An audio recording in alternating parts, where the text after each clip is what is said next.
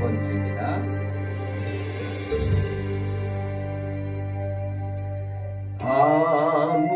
아무것도 두려워 말라. 주 나의 하나님이 지켜주시네. 놀라지 마라. 겁내지 마라. 주님 나를 지켜주시네. 아무것도 두려워 말라. 주 나의 하나님이 지켜주시네. 놀라지 마라. 겁내지 마라. 주님 나를 지켜주시네. 내 맘이 힘에 겨워 지칠지라도 주님 나를 지켜주시네. 세상의 험한 풍파 몰아칠 때도 주님 나를 지켜주시네. 주님은 나의 산성, 주님은 나의 요새, 주님은 나의 소망, 나의 힘이 되신 여호와.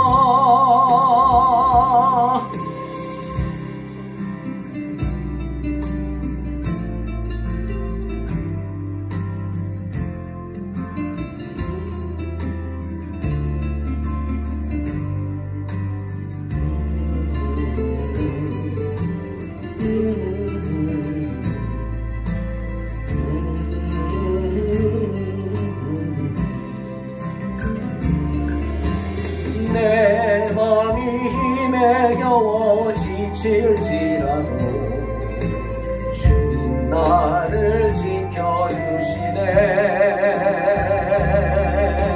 세상의 험한 풍파 몰아칠 때도 주님 나를 지켜주시네. 주님은 나의 산성, 주님은 나의 여세, 주님은 나의 소망, 나의 힘이 되신 여호와. 주님은 나의 산성, 주님은 나의 여세, 주님은 나의 소망, 나의 힘이 되신 여호와. 나의 힘이 되신 여호와. 나의 힘이 되신 여호와.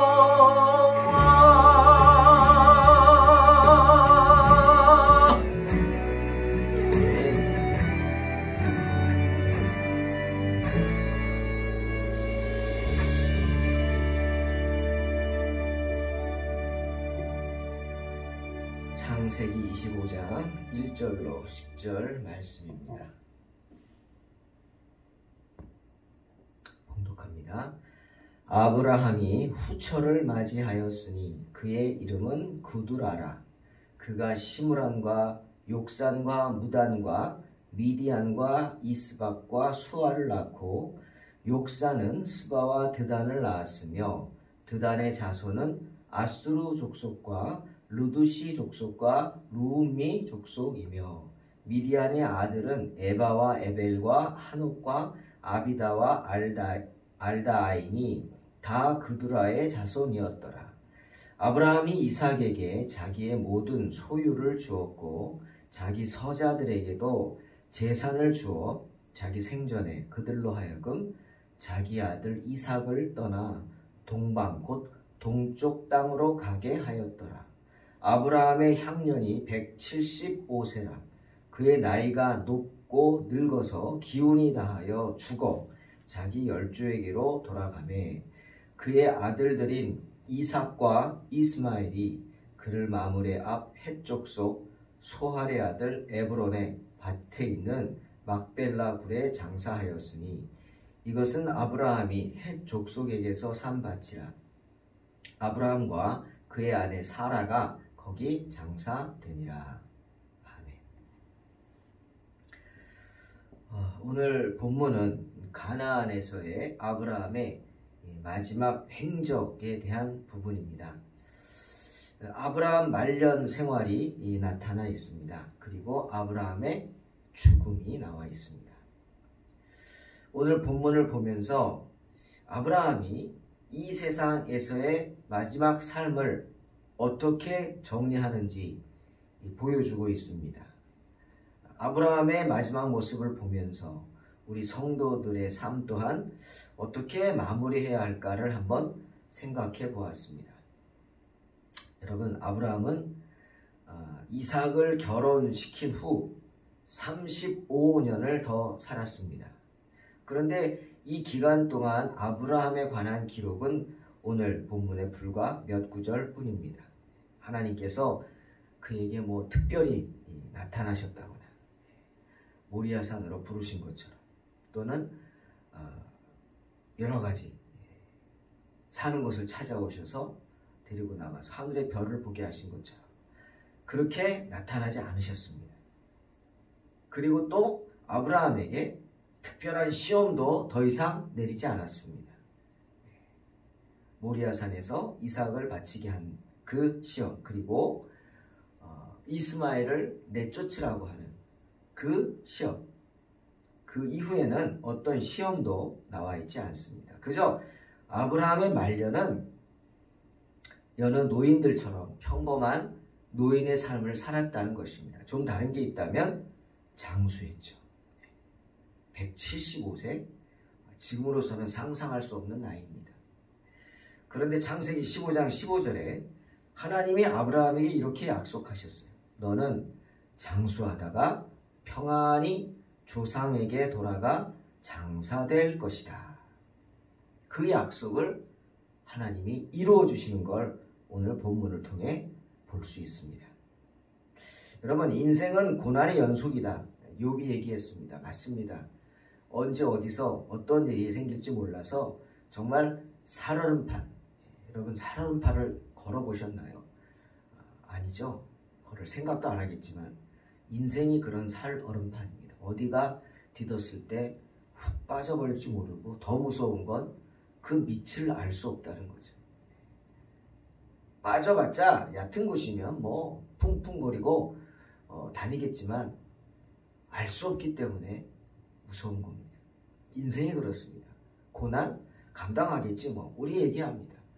말씀 믿지 감당할 시험밖에는 당한 게 없다 말씀하셨잖아요. 또 시험 당할 쯤에 너에게 피할 길을 주셔서 능히 감당하게 하신다. 주님 말씀하셨잖아요. 믿죠? 믿습니다. 그런데 두렵습니다. 왜? 그 시험의 깊이를 알 수 없기 때문이죠. 그 시험의 강도를 알 수 없기 때문에 두려운 것입니다. 하지만 아브라함을 보니까 하나님 말씀에 순종하고 복종하고 하나님의 시험에 통과한 사람들은 마지막 순간이 그렇지만은 않은 것 같습니다. 하나님 자녀의 삶의 마지막이 계속 고난의 연속 고난의 삶만은 아닌 것 같습니다. 아브라함이 시험을 이겨낸 후에 모리아산 시험, 그리고 이스마엘과 이삭의 갈등으로 인해 이스마엘을 빈몸으로 쫓아내야 했던 시험, 그것을 이겨낸 후 아브라함에게는 평안이 찾아왔습니다.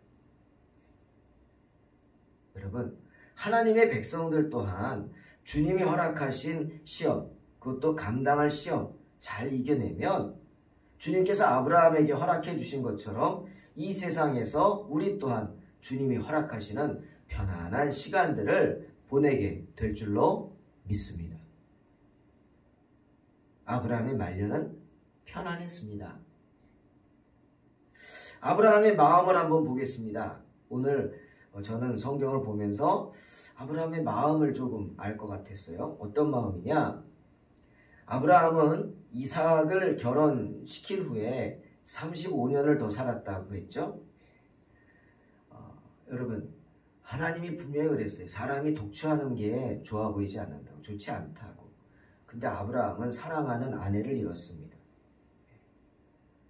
오래 같이 살았던 아내, 그것도 100세의 아들을 낳아준 사라를 잃었습니다. 얼마든지 재혼할 수 있었죠. 부족한 게 없잖아요.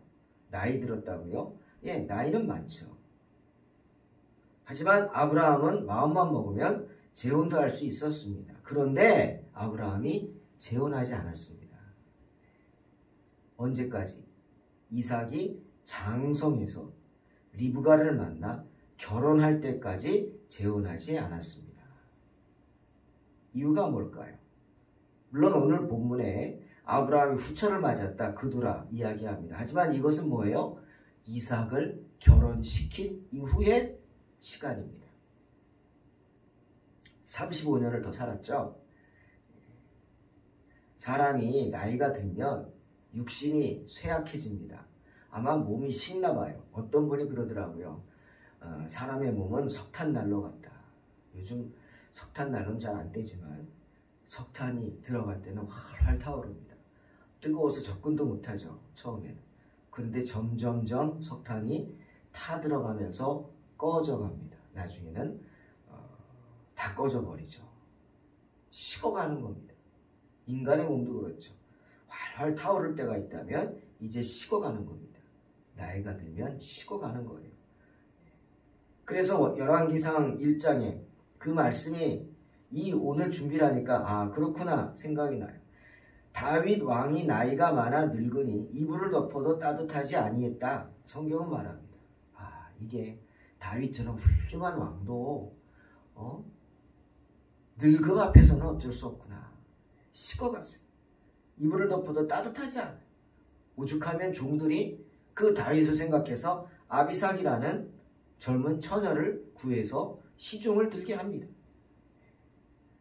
여러분, 아브라함은 왕은 아니었지만 큰 부족을 이끄는 부족장이었습니다. 아마 아브라함에게 얼마나 많은 문제들이 있었을까요? 예? 나중에 모세가 이런 고통을 당하잖아요. 온갖 백성들의 조그마한 문제까지라도 다 모세에게 들고 옵니다. 우리 나중에 보겠지만 다 들고 와요. 세세한 문제까지 자기들끼리 싸우고도 와요. 그걸 보다 못한 이드로가 장인이 모세에게 조언을 하잖아요. 너 그러다 죽는다. 지쳐서. 그러지 말고 하나님의 사람을 세워라. 너를 도울 사람 세워라. 그래서 모세가 사람들을 세우잖아요. 그래서 그들에게 먼저 가서 해결하고 안 되면은 가지고 와라. 이런 식으로 지혜롭게 조직을 갖추는 거죠. 조직. 이게 행정 조직입니다. 여러분 사람들이 많이 모이고 점점 숫자가 늘어나면 조직이 있어야 합니다. 한 사람이 못하죠. 그리고 조직을 세워서 그분들에게 직분을 위임하는 겁니다. 물론 최종 책임은 지도자가 져야 되죠. 직분을 위임받았다고 자기가 지도자인 척 행동하면은 안 되죠. 절대 안 되죠. 그럼 조직이 와야 되죠. 하지만 믿을 수 있는 분들, 훈련된 사람들에게 나눠주는 겁니다. 다른 데로 흘렀는데 아무튼 아브라함도 부족장입니다. 할 일이 많아요. 골치 아픈 문제들이 얼마나 많겠어요. 여러분 자기가 밥을 제대로 챙겨 먹었을까요? 잠은 제대로 잤을까요? 누가 옆에서 건강식이라도 챙겨줘서 힘을 얻게 해야죠. 너 알아서 해라. 못하죠. 누가 필요해요? 옆에서 돕는 사람이 필요해요. 헬퍼. 그걸 헬퍼라고 그러죠. 가장 큰 헬퍼가 누굽니까? 아내입니다. 아내. 목사에게 가장 큰 헬퍼는 누구죠? 사모죠. 도와야 합니다. 밥은 잘 먹는지, 잠을 잘 자는지, 옷은 제대로 입고 다니는지, 신발은 다 어떻게 헐어버리지 않았는지, 몸에 어디 이상 있는 데는 없는지, 정신은 특히 온전한지, 피곤한지, 스트레스가 많은지. 여러분, 스트레스가 많고 막 그러면은 지치면은 다 귀찮잖아요. 그럼 뭐 제대로 하겠어요? 판단 제대로 합니까? 못하죠. 안 됩니다. 쉴 때는 쉬게 해야죠.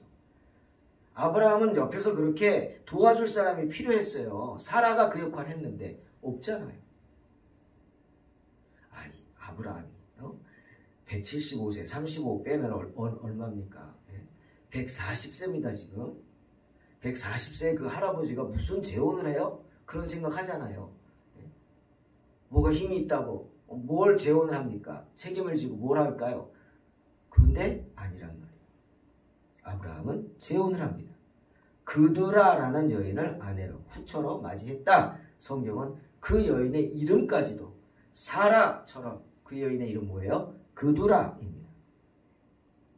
하나님이 인정한 사람이죠. 어떤 사람인지는 잘 모르겠습니다. 성경에 나오지 않으니까. 하지만 분명한 이름 그두라라는 여인이었어요. 그냥 헬퍼만이 아니었어요. 아브라함은 그두라를 사랑했어요. 그리고 정말 그두라와의 사이에서 아들을 얼마나 많이 낳습니까? 몇 명이나 낳은 거예요? 시므란, 욕산, 무단, 미디안, 이스박, 수아 6명이나 낳습니다. 6명. 대단하죠? 아브라함은 그 많은 일들을 처리하면서 그두라의 도움을 받으며 하나하나 그 부족들을 이끌고 나갔을 겁니다. 하지만 여러분, 이삭을 결혼시킬 때까지 재혼하지 않았다? 저는 그 말을 생각하면서 아브라함의 마음이 느껴졌습니다. 아브라함도 아내를 얻고 싶겠죠. 자기를 도울 사람, 함께할 사람, 몸이 식어가는데 따뜻하게 할 사람 필요하겠죠. 하지만 아브라함은 그런 일에, 자신을 위한 일에, 자신의 정욕을 위한 삶에 신경을 쓸 여력이 없었다는 거예요. 뭐가 급해요 지금? 뭐가 중요합니까? 아들 이삭을 세우는 게 중요한 거예요. 내가 이제 죽을 날이 얼마 안 남았는데 내가 죽은 다음에 이 부족을, 이 하나님의 백성들을 이끌고 이 젖과 꿀이 흐르는 가나안 땅을 책임질 지도자를 세워야 돼. 그게 누구예요? 이삭입니다. 이삭. 이삭을 어떻게든 결혼을 시켜서 가정을 이루어야죠. 믿음의 가정. 그 모든 일에 신경을 써야지 내 신경을 어떻게 씁니까? 여기서 우리는 아브라함의 마음을 알 수 있습니다. 어떤 마음? 내가 아닌 주님을 높이는 마음. 하나님을 먼저 생각하는 마음입니다. 하지만 이삭을 결혼시킨 후 하나님은 아브라함을 축복하셔서 그두라라는 정말 현숙한 여인을 하나님이 붙여주시고 그 여인을 통해서 100세가 되도록 아이를 낳지 못하던 아브라함이 6명이나 낳습니다. 그의 후손들을 보십시오. 익숙한 이름들이 있잖아요. 아수르, 미디안, 익숙하죠. 그 그두라의 아들들이 주변국이 됩니다. 이스라엘의 주변국을 이루는 조상이 되는 거예요. 아수르의 시초가 되고 미디안의 시초가 되고. 하나님의 일을 감당할 때 하나님은 그 일을 감당한 후에 축복하시는 줄로 믿습니다. 여러분, 세상에 공짜가 없다는 말이 있잖아요. 그건 뭡니까? 공짜 말하지 말고 네가 스스로 노력해서 최선을 다하라는 말이죠. 역시 하나님께도 공짜가 없습니다. 그 거꾸로의 의미입니다. 거꾸로의 의미입니다. 하나님이 우리에게 그냥 하라고 하시는 건 없단 말이죠. 성경 말씀이죠. 이 소자에게 물 한 그릇이라도 준다면 하나님이 다 기억하신다. 하나님은 우리가 주님을 위해서 흘리는 눈물 한 방울 한 방울도 다 기억하신다고 말씀하시죠. 하나님께는 공짜가 없습니다. 우리가 눈물을 흘리며 씨를 뿌리는 자는 어떻게? 기쁨으로 단을 거두리로다. 믿습니다. 자, 그 다음에 아브라함이 자신의 이제 사후를 준비하면서 정말 현명하게 자신의 마지막을 준비하는 모습들이 나옵니다. 서자들이 커가죠. 그두라의 6 아들들이 커갑니다. 자, 아브라함이 뭘 느낄까요? 야, 아들들이 많아서 든든하다 할까요? 아니잖아요. 같은 배에서 낳은 아이들도 돈이 개입되면 싸웁니다. 참 이 돈이 무서운 거죠. 돈 많은 분들은 정말 머리 아프겠어요. 아무것도 없는 사람은 생각도 안 하고 무슨 소린가 하지만 돈 많은 분들은 머리 아픈 거예요. 재산 상속 때문에. 아니 아브라함이 보니까 서자들이 점점 커가는데 나는 점점 이제 하나님께 갈 날이 가까워지고 문제인 거예요. 어떻게? 다툼이 일어날까 문제인 거예요. 이건 같은 배도 아니잖아요. 서자잖아요. 엄마가 다르잖아요. 예?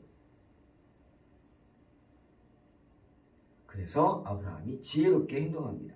자기가 죽은 후에 일어날 자식들의 다툼을 미리 방지하기 위해서 세심한 배려, 즉 재산을 분배합니다. 먼저 하나님의 말씀을 충실히 따르죠. 하나님이 분명 뭐라 그랬어요? 이삭을 약속의 상속자로 삼으셨죠. 순종합니다. 아브라함은 이삭에게 대부분의 소유를 유산으로 상속해 줍니다.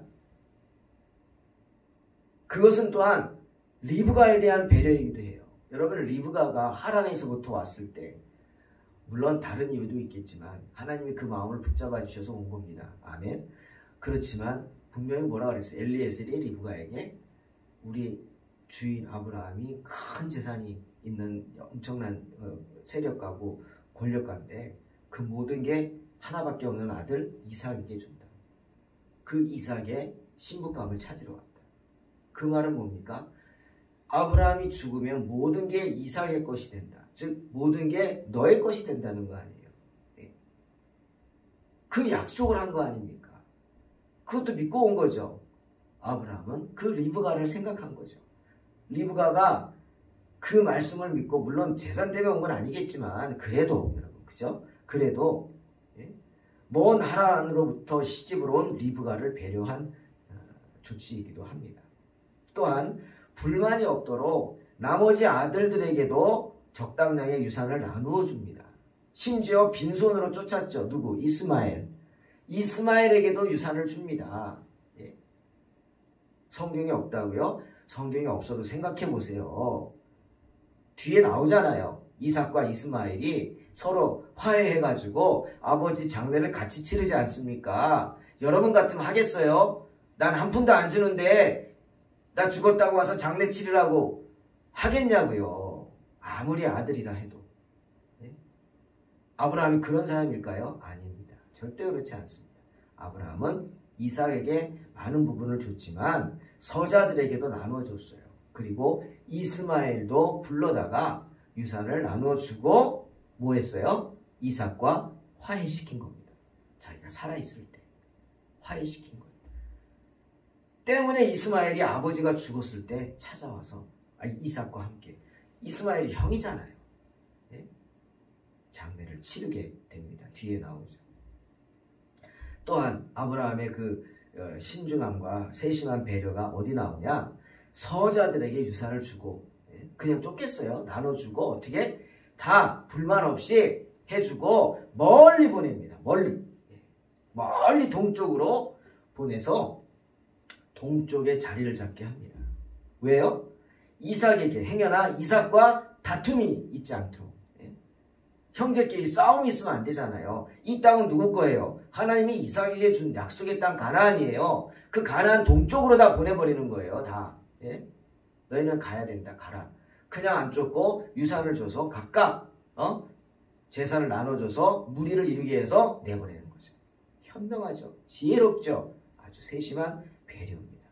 이삭을 위한 배려 물론 그렇죠. 하지만 또 하나는 하나님에 대한 충성심입니다.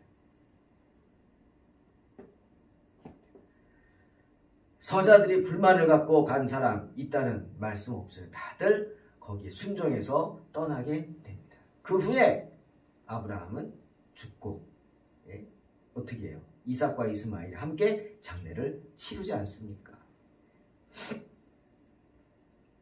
재산 정리를 한 겁니다. 공평하게. 이삭에게 짐을 지우지 않은 겁니다. 이런 아브라함의 태도는 바람직하죠. 여러분 어떤 이유에서든지 오늘 말씀을 통해 우리 봐야 합니다. 자신의 피부치를 홀대하는 일이 있어서는 안 될 것입니다. 재산 분배, 특히 그런 돈 문제에 있어서 자녀 간에 차등은 있을 수 있죠. 이것도 들으면 또 누가 뭐라 그럴지 모르지만 우리 한국 사회에서는 그런 게 있잖아요. 법으로도 그게 되는지 모르겠지만 되는 것 같기도 하는데, 아들, 딸, 뭐 장남 있지 않습니까? 우리 딸들도 저보고 그래. 아빠랑 맨날 오빠만 위하고 오빠 편만 든다고. 저는 안 들어요. 그런데 들어요. 저는 안 든다고 생각하는데 저도 모르게 드는 것 같더라고요. 이걸 뭐 어떻게 설명합니까? 그런 형제들 간에 어떤 자녀들 간에 차등은 있을지 몰라요. 조금씩. 하지만 결코 누구 하나 소외되게 해서는 안 돼요. 누구 하나 마음에 상처가 되게 해서는 안 돼요. 객관적인 불만이 있게 해서는 안 된다라는 것을 오늘 아브라함을 통해서 우리는 한 번 더 생각하게 됩니다. 왜? 그런 불만이 있으면 그게 뭐가 돼요? 가정의 올무가 돼요. 아브라함은 이 모든 일을 자신이 살아있을 때 아들들을 자신의 앞으로 불러 모아놓고 해결하였습니다. 이스마엘 또한 불러서 자기 앞에서 이삭과 화해토록 했겠죠. 그때 쫓아낼 수밖에 없는 상황. 그리고 하나님의 뜻. 이스마엘도 이제 하나님의 자녀잖아요. 하나님이 이스마엘도 축복하셨잖아요. 그래서 자신의 유산을 나눠주고 이삭과 화해하게 하고 너와 너는 하나님이 주신 땅이 다르다 분명히 하고 지역을 나눠주고 화해하도록 했습니다. 그런 후에 175세까지 장수한 후에 죽습니다. 그런데 성경은 아브라함의 죽음에 대해 이렇게 묘사하죠. 8절. 그의 나이가 높고 늙어서 기운이 다하여 죽어 자기 열조에게로 돌아가다. 아브라함은요 병으로 죽은 게 아닙니다. 재앙으로 죽은 게 아니에요. 원수의 칼에 죽은 것도 아니에요. 그저 나이가 많아서 노인으로 늙어서 죽은 것입니다. 우리도 그러잖아요. 기운 빠진다. 맞아요. 기운이 진한다. 다할 진짜죠. 한문으로. 기운이 다했어요. 뭐 진액이 빠졌다. 뭐 이런 표현도 쓰잖아요. 맞아요. 기운이 다했어요. 이 말은 누군가에게 내 생명을 빼앗겼다가 아닙니다.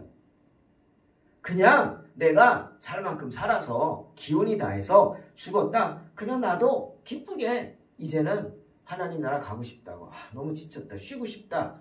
그런 표현이죠. 여러분 죽음은 그런 겁니다. 쉬는 거예요.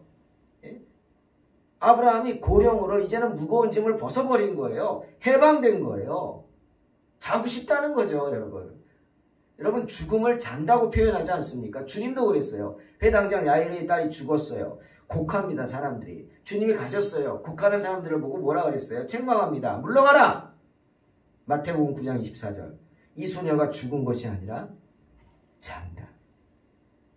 사람들은 비웃었죠. 하지만 이내 야이로의 딸 깨어났습니다.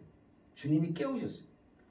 또 요한복음 11장 11절에 보니까 나사로가 죽었어요. 죽었다는 소식을 듣고 제자들에게 자 빨리 가자 그랬어요. 나사로에게 가자. 우리 친구 나사로가 잠들었도다. 그러나 내가 깨우러 가노라 라고 말씀하셨어요. 죽은 사람 보고 잔다. 여러분 왜 잡니까? 피곤하니까 자는 거 아닙니까? 피곤하니까. 피곤에 제일 좋은 약은 잠이죠. 쉬기 위해 자는 겁니다. 그러니 죽음은 편히 쉬는 것입니다. 이제 아브라함이 너무 나이가 많아서 지쳐서 쉰 겁니다. 쉬게 된 거예요. 또 그가 자기 열조에게로 돌아갔다 이렇게 표현하고 있어요. 죽음은 우리 열조에게로 돌아가게 하는 겁니다. 무슨 뜻이에요? 우리의 조상들도 다 죽었잖아요. 저희 아버님도 돌아가셨고 천국에 계신 줄로 믿습니다. 아멘. 또 할아버지도 돌아가셨고 할아버지는 잘 모르겠어요. 예수를 믿으셨는지 안 믿으셨는지 안 믿으신 것 같은데 그 조상들 다 모르는 조상들 위에 다 돌아가셨어요. 그러면 죽음은 그 열조들을 만나게 하는 거예요. 그 열조들에게 나도 가는 거예요. 물론 또 시간이 길어질 것 같습니다. 이 얘기는 그만하겠는데요. 부활에 대한 얘기겠지만 우리가 어떤 모습으로 만나느냐 하는 게 다르겠지만 분명한 거는 다 다시 만난다는 거예요. 만나요. 여러분 부자와 나사로의 비유 보세요. 만나잖아요. 물론 있는 곳은 다르죠. 그게 중요한 겁니다. 죽은 자의 부활에 관한 이야기입니다. 자, 아브라함의 장례. 아브라함의 세심한 배려로 이삭과 화해한 이스마엘이 아버지 장례를 찾아와서 함께 치릅니다. 죽기 전에 불렀겠죠? 임종을 했을 것입니다. 그리고 아브라함 자신이 미리 준비해놨죠. 자기가 죽을 것을 생각하고 자식들에게 패기치지 않겠다고 미리 준비했어요. 정말 부럽지 않습니까? 이렇게 할 수 있다는 게. 그래서 막벨라굴을 샀죠. 그리고 아내 사라를 이미 거기다 장사했습니다. 그곳으로 가는 거예요. 유언했겠죠. 이삭과 이스마엘이 아비를 그곳에 장사 지냅니다. 그것은 존경하는 아버지에 대한 마지막 의무입니다, 여러분. 장례를 치러주는 것은 존경의 표시고 마지막 의무입니다. 자녀의 마지막 의무죠. 아브라함은 그의 죽음을 계기로 이삭과 이스마엘까지도 화해시킴으로써 진정한 가정의 평화를 이루게 되었던 것입니다. 어리석은 다윗과는 정말 다른 모습 아닙니까? 다윗이 훌륭하다고요? 훌륭하겠죠. 하지만 그 가정 목회는 형편없었습니다. 사랑하는 성도 여러분, 인생은 누구에게나 종말의 순간이 옵니다. 내 자신도 생각해야겠죠. 하지만 언제든지 뭘 먼저 생각해야 돼요? 나로 인해서 남겨진 사람들, 가족들 생각을 해야 합니다. 가족들이 화평할 수 있도록, 평화로울 수 있도록, 믿음의 유산을 이어줄 수 있도록, 화목한 가정을 이룰 수 있도록, 그렇게 먼저 가정 목회를 잘하는 복된 성도들이 되시기를 주님의 이름으로 축원합니다. 기도하겠습니다. 하나님 감사합니다. 오늘도 주님 앞에 나와서 말씀을 묵상하게 하시니 감사합니다. 아무것도 염려하지 말라는 주님의 말씀 믿습니다. 하지만 여전히 두려움 가운데 있는 게 우리의 어리석은 모습입니다. 주님, 오늘도 오늘 하루를 감당할 수 있을까 두려워하며 또 주님 앞에 섭니다. 기도로 섭니다. 주님, 어리석고 부족한 저희들 붙잡아 주시고 정말 보험사가 평안할 수 있도록 지켜 주시옵소서. 아브라함처럼 자신의 죽음을 준비할 수 있는 사람이 되게 하시고 그 말년이 평화로운 말년을 보낼 수 있도록 우리 성도들의 삶도 복되게 하여 주시옵소서. 주님이 지켜주실 줄 믿습니다. 주님, 어리석은 저희들 용서하시고 부족한 모든 부분들 주님의 은혜로 채워 주시옵소서. 감사드리며 예수님의 이름으로 기도하옵나이다. 아멘. 믿음으로 승리하옵소서.